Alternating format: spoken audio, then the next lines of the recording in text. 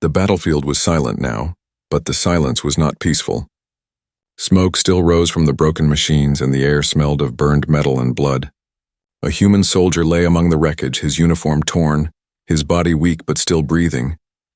He had fought bravely, but the enemy had been too many. When he opened his eyes, alien shadows stood over him, weapons pointed at his chest. He knew the battle was over. He was their prisoner now. They dragged him through the ruins, past the fallen bodies of his comrades. The soldier kept his head high, refusing to beg. He had been trained to face death, but inside his heart pounded. Rumors said the alien general had no mercy. Captured humans were either executed on the spot or sent into dark prisons never seen again.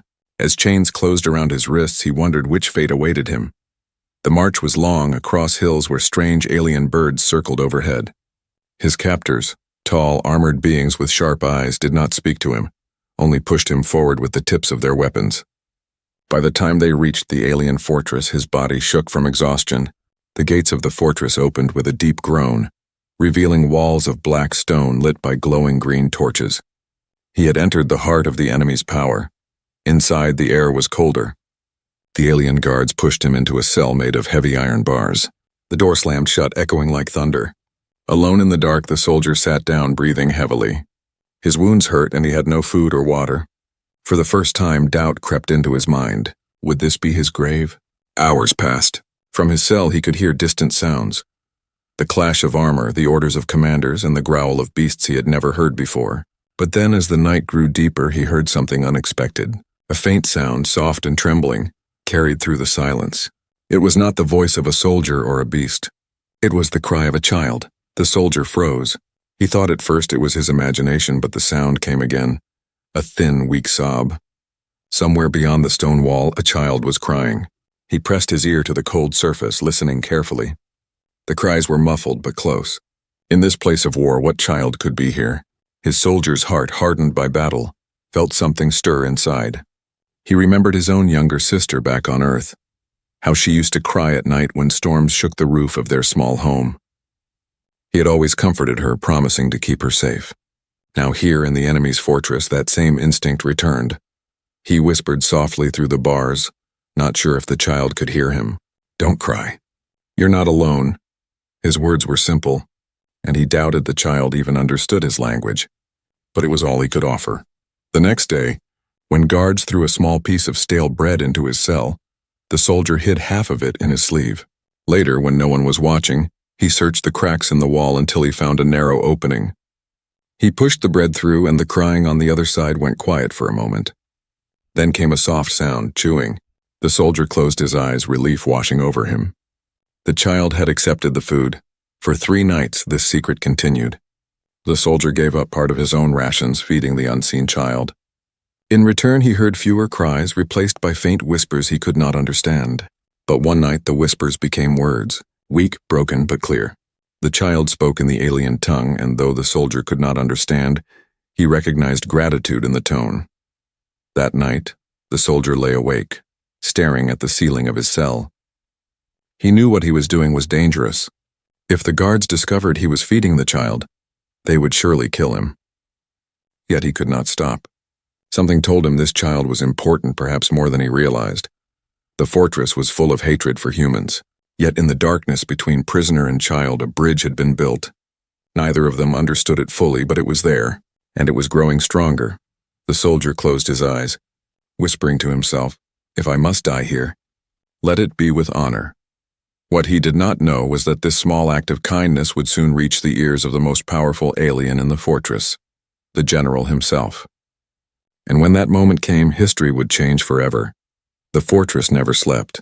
At night, the torches burned with a green fire, casting long shadows across the stone corridors. Guards moved like silent statues, their armor clinking faintly as they patrolled. The human soldier lay on the hard floor of his cell, pretending to rest, but his ears stayed alert, waiting for the sound he had heard before. The faint, trembling cry of a child. It came again. Weak. Fragile. A sob muffled through stone. He sat up quickly, heart racing. The sound was close, almost as if the child was imprisoned in the chamber next to his. He pressed his palm against the wall, whispering low, "It's all right. Don't be afraid. There was no answer, only another sob. The soldier chewed the last piece of his bread slowly, then broke off a crumb and pushed it through the crack he had discovered earlier. The sound of small hands taking it made his chest tighten. Whoever this child was, she was starving. The soldier's mind raced. Why would the enemy general's fortress hide a child in darkness? Was she a prisoner? Or something worse, an unwanted burden? The thought unsettled him. Soldiers and generals could choose war, but a child never had that choice. Hours passed. Then came a small voice. It was rough, uncertain, speaking in an alien tongue he did not understand. The soldier leaned closer. "I don't know your words, but you are safe," he whispered back. The voice grew louder, trembling like she was trying to speak again. This time it wasn't words, but a soft humming, a melody broken and weak. The soldier closed his eyes, listening. For a moment, the dark fortress faded. The song reminded him of Earth, of lullabies sung by his mother when he was a boy. When the humming stopped, silence returned, heavy and sharp. The soldier whispered again, "Don't give up." He pressed his hand against the wall as if he could send his strength through the cold stone. The next morning, the guards returned. They threw stale food into his cell, laughing in their strange tongue. One guard sneered at him, tapping the bars with a spear. "Human, weak," he muttered. The others laughed before marching away. The soldier ignored them. He hid most of the food beneath his torn sleeve, pretending to eat only a little. That night he passed the stolen food through the crack. The sound of chewing returned, desperate and quick. Then silence, but soon he heard something new, a cough. A deep, painful cough that echoed through the chamber. The soldier's blood ran cold. The child wasn't just hungry, she was sick. He thought hard. He had no medicine, no tools. Only what little he knew as a field soldier. On the battlefield, he had seen comrades wounded and infected. Sometimes all they needed was water, rest, and warmth. But how could he give that here? The next day, he begged the guard for water. "Water. Please." The guard spat on the ground and walked away. Hours later, when they did bring a bucket, it was dirty, filled with cloudy liquid. The soldier forced himself to drink a little, then saved the rest. When the guards left, he poured it carefully into a hollow bone he had sharpened against the floor. Pushing it through the crack, he tapped twice. On the other side, small hands took it. He heard the child drinking, coughing between sips. His chest ached. She was clinging to life, and he was the only one helping her. That night, when the fortress grew silent again, the child's voice returned. This time she tried to mimic his words. "Not alone," she whispered in broken human tongue. The soldier froze. Breath caught in his throat. She understood him. Somehow, through hunger and pain, she had listened, remembered, and repeated his words. He pressed his forehead against the wall. "That's right," he whispered fiercely. "You are not alone." The bond was fragile, but it was real. Each night he gave food, water, and quiet comfort. Each night her voice grew a little stronger. He could hear her trying to speak, trying to learn his words, but danger was always near. One evening, heavy footsteps stopped outside his cell. Two guards stood there, whispering in their alien tongue. One pointed toward the wall, frowning. The soldier's heart raced. Had they heard the child? Had they noticed the food missing? The guards argued quietly, then moved on. The soldier exhaled slowly, sweat running down his temple. He knew the risk was growing. If the aliens discovered he was helping their hidden child, they would kill him without hesitation. Yet when the night fell again, and the faint whisper came through the wall, "Not alone," the soldier knew he would never stop. He sat back against the bars, staring at the ceiling. He had been trained to hate the enemy, to fight until death. But here, in this fortress of war, a simple truth echoed in his heart. Sometimes the greatest battle was not fought with weapons, but with compassion. And soon this secret kindness would reach ears it was never meant to reach.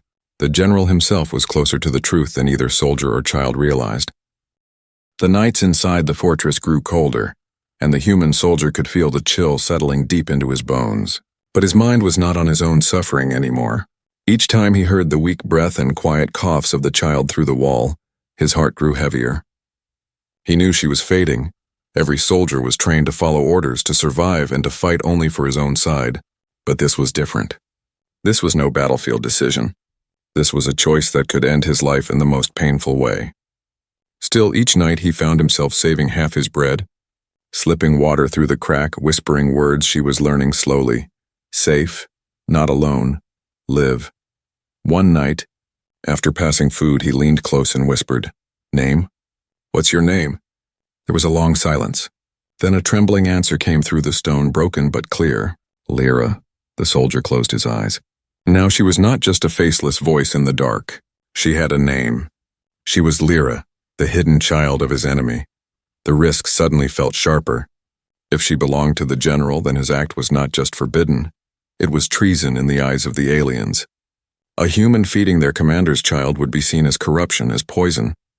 Death would not be quick. It would be slow, meant to make an example of him. Still, he whispered back softly, "Lyra?" "Hold on," days blurred together. The guards noticed his thin body, the way he ate less than what was given. One guard, larger and crueler than the rest, narrowed his eyes each time he came near. "Human. Weak," he muttered. But his suspicion lingered. The soldier pretended to cough, to stagger as if his weakness was natural. Inside, he prayed they would not discover his secret. One evening, when the fortress echoed with the sound of soldiers preparing for another march, the guard returned suddenly. He stopped outside the cell, listening. The soldier's heart pounded. On the other side of the wall, Lyra gave a soft cough. The guard tilted his head. Then, without warning, he slammed the butt of his spear against the wall. "Silence," he barked in his alien tongue. Lyra gasped. The soldier froze, every muscle tight.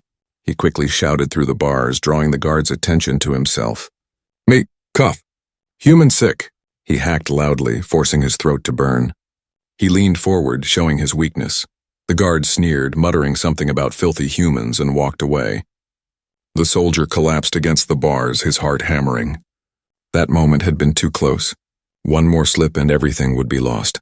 That night, he whispered urgently through the crack, "Lyra, you must be quiet. No sound when guards come." Her small voice, shaking but determined, answered, "Quiet. Safe." The soldier smiled faintly.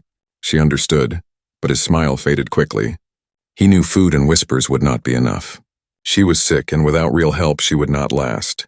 He thought of herbs, of battlefield medicine, of ways to reduce fever. But he had nothing here. Only chains, dirt, and scraps of bread. A desperate idea formed in his mind. There was a bucket of water the guard sometimes left in the hallway. If he could reach it, if he could scrape some moss from the damp stones, maybe he could create something like medicine. It was foolish, but it was a chance. When the guards left him alone, he stretched his arm through the bars, reaching until his muscles screamed. His fingers brushed the edge of the bucket. Slowly, carefully, he pulled it closer. The scrape of metal against stone echoed too loudly, and he froze, listening. No footsteps came. He exhaled. With the water and moss, he worked quietly, crushing the green paste between two stones. He remembered how soldiers in the field would use moss to cool fevers. It wasn't perfect, but it was something. He dipped a cloth torn from his uniform into the mixture and pushed it carefully through the crack. "Lyra, press on head," he whispered. "Cool." There was silence, then a small rustle. A faint sigh followed. Relief washed through him. She had understood. For the first time in days, her cough softened, her breathing steadied. The soldier leaned back against the wall, closing his eyes. The choice he had made, risking discovery, risking death, felt right. He was no longer surviving only for himself. He was fighting for her life too. But danger still lurked. The next morning, the cruel guard returned. His eyes narrowed as he studied the bucket of water now closer to the bars. He kicked it angrily, spilling water across the floor. "Human tricks," he growled.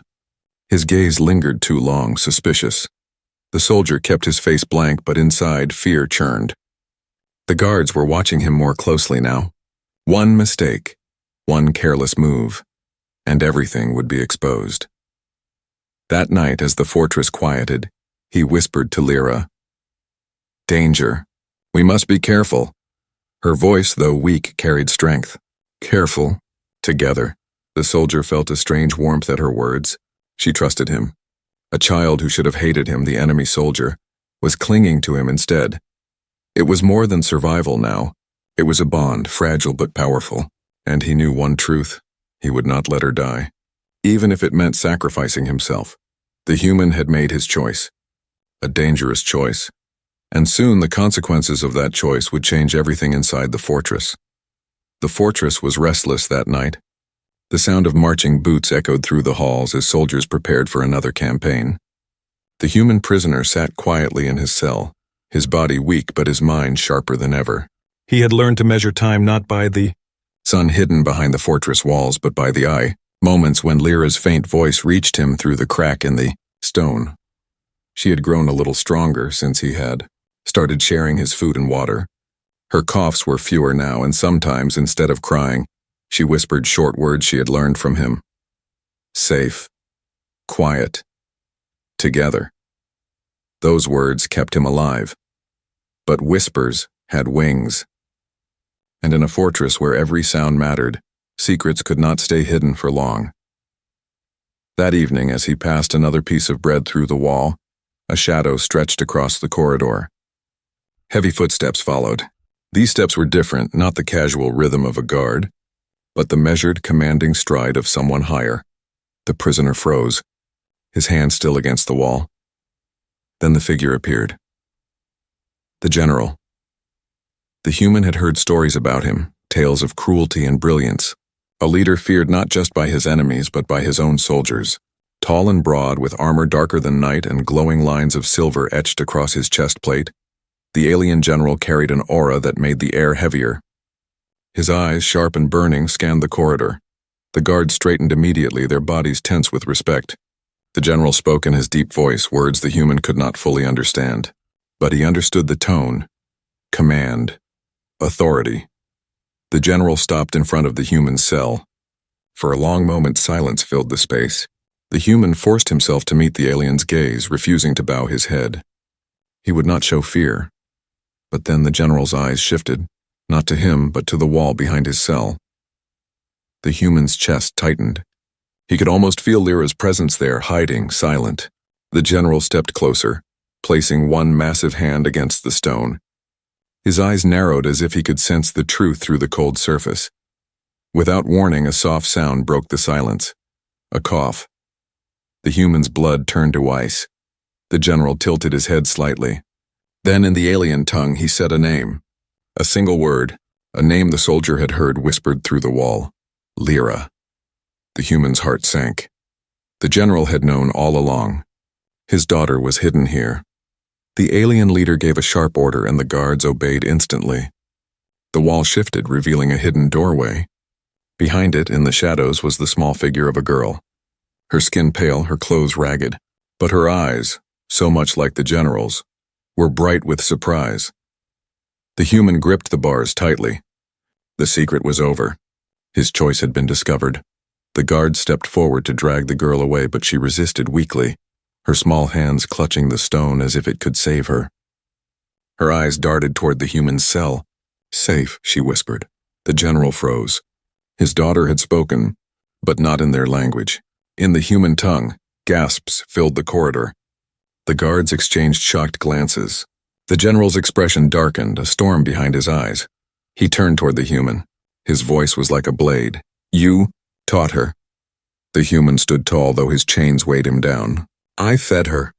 I kept her alive. If you call that teaching, then yes. For a moment, the general's face was unreadable. The soldiers expected him to strike, to unleash his rage upon the prisoner.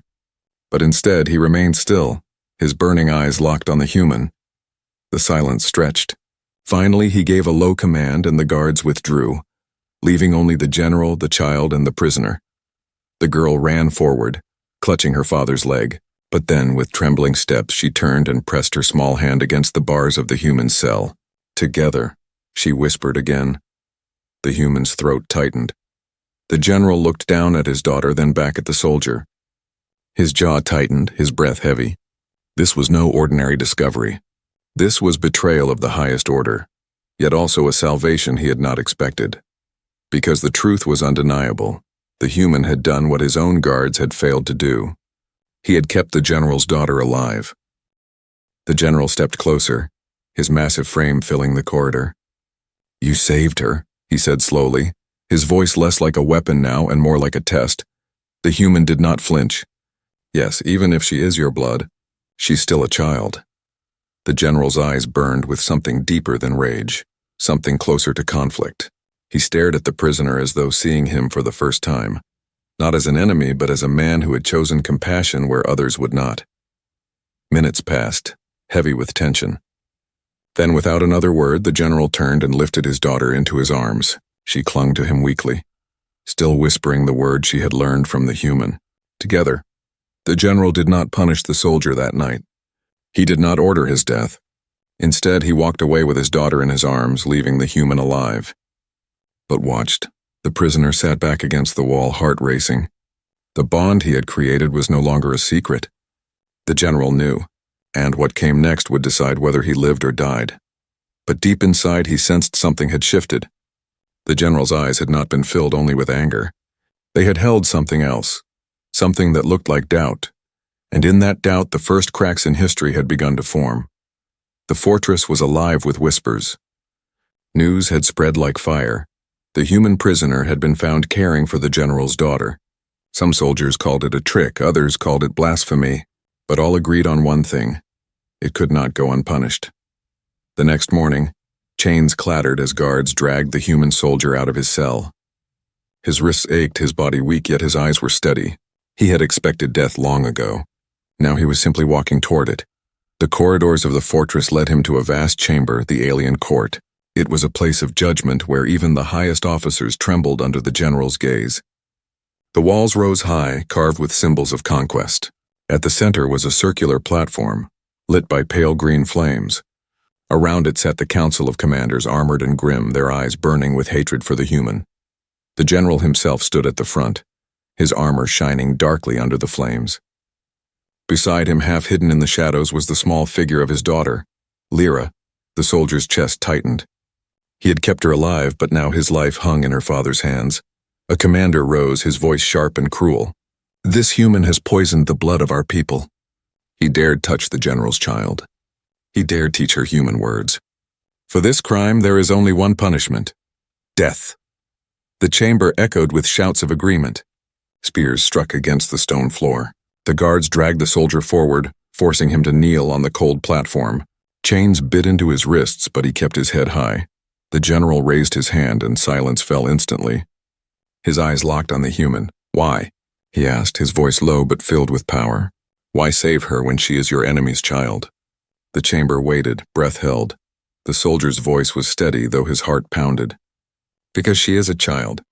Hunger doesn't know sides. Sickness doesn't care about war. She needed help. And I gave it." Gasps rose among the council. Some shouted that he was lying, that it was a trick to gain mercy. Others demanded immediate execution. But then a small voice broke through the chaos. "Safe." The word was soft, fragile, but clear. All heads turned. Lyra had stepped out of the shadows. Her little body trembled, but her eyes shone with courage. She pointed to the human. "Safe. Together." The chamber fell into stunned silence. The soldier's breath caught. She had spoken again, in his language. Not words forced into her mouth, but words she had chosen. The general's jaw tightened, his eyes shifting from his daughter to the human. The council erupted in outrage. "Corruption!" one shouted. "He has bewitched her!" cried another. But Lyra took another step forward. Her voice, though weak, carried across the chamber. "He gave food. He saved me." The human felt a lump rise in his throat. In this place of hate, her innocent words were like a weapon stronger than any blade. The commander shouted again, demanding punishment. But their voices no longer filled the room with certainty. Doubt had entered their ranks. The general raised his hand once more, silencing them. He looked down at his daughter, then at the human prisoner. His face was carved from stone, but his eyes burned with conflict. "Enough," he said. His voice echoed like thunder. "This trial is ended." The council stirred, confused. One commander stepped forward in protest. "General, you cannot spare him. It will make us weak. The humans will laugh at us." The general turned his gaze upon the commander, and the man fell silent under the weight of it. Finally, the general spoke. "This human should be dead, yet my daughter lives because of him. No guard, no healer, no soldier did what he did. He kept her alive." The chamber erupted with shouts, but the general's roar silenced them. "He will not be executed." The words struck like lightning. The human's heart pounded in shock. He was alive, but not free. The general's voice cut through the air, final and cold. "He will remain in my fortress, not as a prisoner of war, but as protector of my child. If she breathes, it is because of him. If she falls, he will answer for it. Gasps filled the chamber. Some called it madness. Others whispered that it was fate. The soldier's chains were loosened but not removed.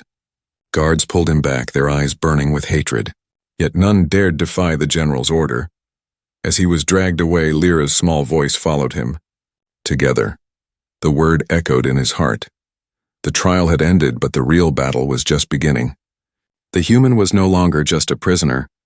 He was now bound to the general's daughter, a role that could make him a bridge between enemies, or the target of every blade in the fortress. And in that fragile balance, history itself began to tremble. The trial had ended, but its echo lingered in every corner of the fortress. Soldiers muttered angrily in the halls, commanders whispered behind closed doors, and guards spat whenever they passed the human prisoner. To them, he was no longer just an enemy. He was a stain on their pride, a humiliation protected only by the general's command. The human soldier, however, felt the weight of something different. His chains were still on his wrists, but his fate had changed. He was not to be executed nor abandoned to rot. He had been given a strange, dangerous duty, protector of the very child who had once been hidden behind the walls. That evening, the guards brought him out of the cell for the first time since his capture. They did not unshackle him completely, but they loosened his chains enough for him to walk. The fortress halls stretched wide around him, filled with alien banners and carvings of victories over countless worlds. Everywhere he looked, eyes followed him, cold, suspicious, burning with contempt. He was led into a chamber lit with golden light. There, on a bed too large for her small frame, sat Lyra. Her skin was still pale, but her eyes lit up the moment she saw him. She whispered the word she had clung to since the first night. Together! The guards sneered, but none dared touch him in her presence. The human walked forward slowly, his chains rattling with each step. For the first time, he saw her clearly. Not just a shadowed figure through a wall, but a child with delicate features, soft hair, and eyes full of innocence. She looked fragile, yet in her gaze was a strength that had silenced an entire court. The general stood nearby, his massive form casting a long shadow. His face was unreadable, his arms folded as he studied both the human and his daughter. At last he spoke, his deep voice cutting through the chamber. She lives because of you. Do not think I am blind to this. But do not think you are free. The human raised his head. I never asked for freedom, only to keep her alive. The general's eyes narrowed. For a moment, silence hung heavy. Then, to the shock of the guards, he gave a single order. Remove his chains! Gasps filled the room. The guards hesitated, protesting. General, he is dangerous. The general's gaze silenced them. Slowly, reluctantly, they unlocked the heavy iron from the soldier's wrists. For the first time in weeks, his arms were free. He rubbed his sore skin, feeling the raw marks the chains had left. The general stepped closer, towering over him. You are not free. You are bound in a different way now. If she suffers, you suffer. If she falls, you fall. Remember this, human. The soldier met his gaze unshaken. I understand. From that day forward, his life inside the fortress changed. He was no longer locked in a dark cell. Instead, he was placed in Lyra's chamber, watched day and night by guards who hated him but dared not disobey. He shared her food, cared for her when she coughed, and taught her more human words. Every day she grew stronger. Her steps became steadier, her laughter brighter. She clung to him like a brother, repeating his words until they sounded almost natural in her alien tongue. Safe. Together. Hope. But outside their small world, tension grew. Many soldiers despised what they saw. To them, it was weakness, allowing an enemy to live, allowing him near the general's daughter. Some whispered of betrayal. Others planned to end it themselves, law or no law. One night as the fortress slept, the human awoke to a faint sound, the scrape of a blade. His instincts, sharpened by years of war, saved him. He rolled just as a knife stabbed into the bedding where he had lain. A guard stood above him, eyes wild with hatred. You should be dead, the alien hissed. The soldier grabbed the guard's wrist, twisting sharply. The blade clattered to the floor. But before the fight could go further, a small cry rang out. Stop! Lyra stood there, her tiny hands trembling, her eyes wide with fear. The guard froze. The human released him, standing between the child and the attacker. His stance was clear, protective, unyielding. Within moments, other guards stormed in, weapons drawn. The would-be assassin was dragged away, but his words echoed through the chamber. He is poison! He will destroy us all. The general appeared soon after, his face carved in fury. He looked at his daughter, trembling but unharmed, then at the human standing tall despite the danger. His voice was low, dangerous. "You risked much tonight." The soldier shook his head. "I did what you ordered. I protected her." For a long moment the general studied him. Then surprisingly he nodded. "Yes, you did." The soldier realized then that his chains were no longer iron. They were something stronger. Responsibility. Duty. And though it bound him more deeply than before, it was a chain he chose willingly. As days passed, whispers spread again. Not of corruption, but of something else. Some said the human was dangerous, yes, but others began to murmur a different word. Protector. And in that fragile shift, the first seeds of change began to take root. The soldier sat by Lyra's bedside one night, watching her sleep peacefully for the first time in weeks. He whispered softly, almost to himself, "If this is my chain, then I will carry it." What he did not know was that his choice, his quiet oath, would not just protect one child. It would set into motion events that would break the chains between entire worlds. The fortress that once felt like a prison had become something stranger, a place of whispers and change. Every corridor carried stories now. Soldiers still spat when they saw the human, but others watched him with uneasy respect. He was no longer just a captive. He was the protector of the general's daughter, and no blade in the fortress had managed to silence that truth. Lyra's strength grew each day. She no longer coughed through the nights, no longer cried in hunger. Her voice had become steady, her words clearer. She spoke both her people's language and bits of the human's tongue. And when she walked through the fortress with him at her side, soldiers stepped aside, unsure whether to scorn or to bow. But the change was not only in her. The general, too, had begun to shift. He no longer looked at the human with only hatred. Instead, he looked at him with a silent question that lingered in his eyes. How had an enemy done what his own people had failed to do? The answer came in the quiet moments, when the general found his daughter laughing for the first time in months, her small hands tugging at the human's sleeve, calling him by name. When he saw her eat without fear, sleep without trembling, dream without coughing. Something in the general's iron heart cracked, but not all shared that shift. The council grew restless. They whispered that the general was blinded by emotion, that he was letting weakness corrupt their strength. Soon they gathered in secret, demanding the human's death once more. One storm-filled night, the council made its move. The fortress shook with their fury as they stormed into the great hall calling for blood. "The human must die. He is a threat to our people. He is corruption."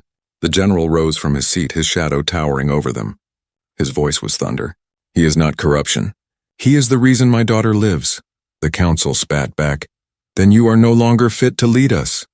The chamber erupted into chaos. Soldiers took sides, some raising their weapons against the general himself. The fortress trembled as brother turned against brother, and in the middle of it all stood the human soldier unarmed, chains long gone.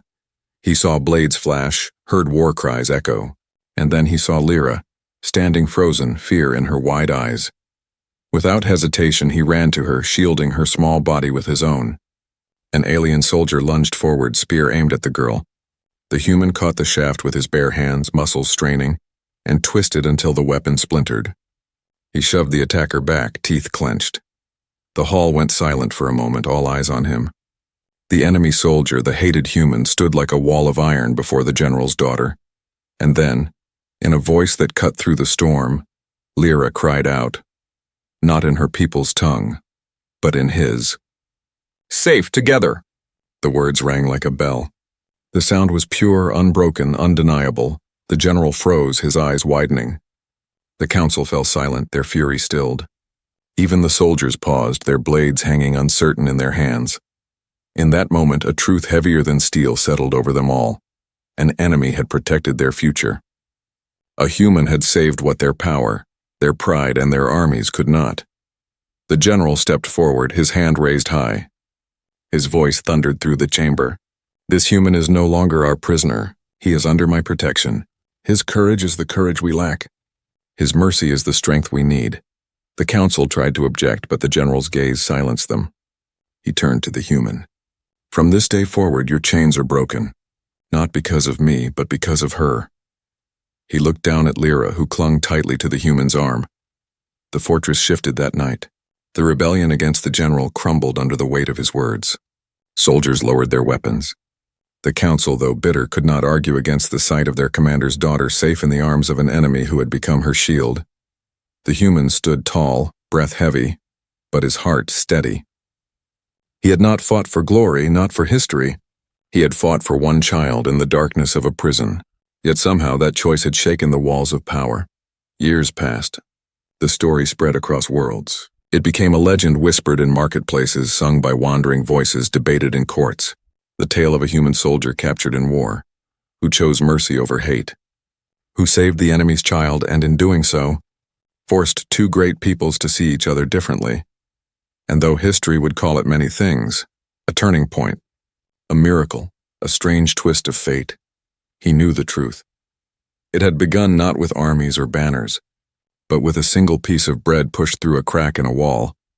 The soldier stood one evening at the edge of the fortress walls, Lyra beside him, her hand small but firm in his. She looked up at him and whispered, "Together, always." He smiled faintly. For the first time in years he felt free, not because the chains were gone, but because hope had taken their place. And somewhere in the distance, the future shifted. History had changed forever,